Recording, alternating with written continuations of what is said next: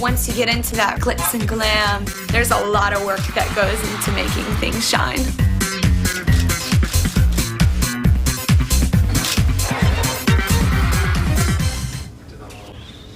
No.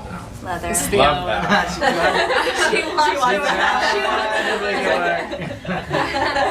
She always wants to express her own style somehow in everything she wears and everything she does. She has an eye. She always has. How long are we going to be there? 8 days. Well, 8 days with 2 are flying, so 6 days there. So I need 48 outfits? I think you need 73, just to be safe. I remember she found this leopard print jacket that she wore to school in 6th grade one day, and everybody just kind of stopped and was like, who is this girl, and what does she think she's doing? That is performance. That's my latex thunderbolt. She started developing her own sense of style and then really got into it, you know, with like the thrift store and the vintage look. Wow, that is like full-on old lady. Yeah, but you belt it, and then it's And then not. all of a sudden it's the belted old lady. It's just developed into a little bit more now. But you know, some of these can be folded, like some of the... Yeah, you mean like I've done for the last 2 years? Fold things? I think I'm about to fold you. I can handle that. Oh, this is my favorite one. I'm so excited to wear this one. In Paris. While I sing Ninjas in Paris. This is my no. This is for you to borrow. This is what the responsible woman would wear to a lunch. Ladies who lunch? This is my favorite piece right now. It's by Jeremy Scott. And then, you know what's funny? Because the Is that a shirt or a dress? it's a shirt kind of dress thing. But I don't really play by the rules, and neither does Jeremy Scott. That's why I really like him. But like that, some lady that was at the Frost Mia party, said I looked silly in that. I was gonna say, if they thought you looked funny in that, She in did? Vegas? She came up to you? No, not me. Ended up telling Johnny later. And Johnny's my stylist, who I love, and is always like, He's all right. he's great. He's so positive, and so just like anything we dream up, he can pull off.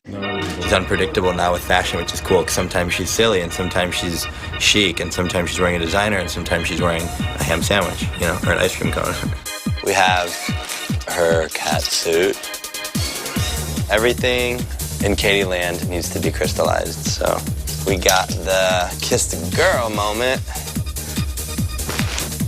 You know, the whole, our take on the Jessica Rabbit, we got the slit, and then you can't end it there. We did these 3-tone boas. We got a smaller one, too. And this is the same. And that's just a double. I put the purple. I kind of like the small one. Yeah. Drama. One of my favorite parts of the tour is the hot and cold act, where she changes 8 or 9 times. I saw it online. I found this like YouTube clip a while ago, and Katy actually came across something like that at the same time, and then her tour director came across. It was like kind of a serendipitous moment where we all found this magic quick change, and we're like, this would be so cool to use somewhere. Hot and cold, it's like you change your mind like a girl changes clothes. We're like, okay, this could be perfect. So then I tracked down these magicians that we found online and flew them into LA, and they taught us the trick. I can't tell you how we made them, but it was amazing. So cool to see the process and how it worked. Now we had this moment, we thought it'd be really fun for the second leg of tour to take Candy to the next level and make a little Hirsch kiss. And you know, you got the details. I came up with the idea of doing this peppermint dress and having motorized peppermint spinning all over. And as anything, you just hope it works.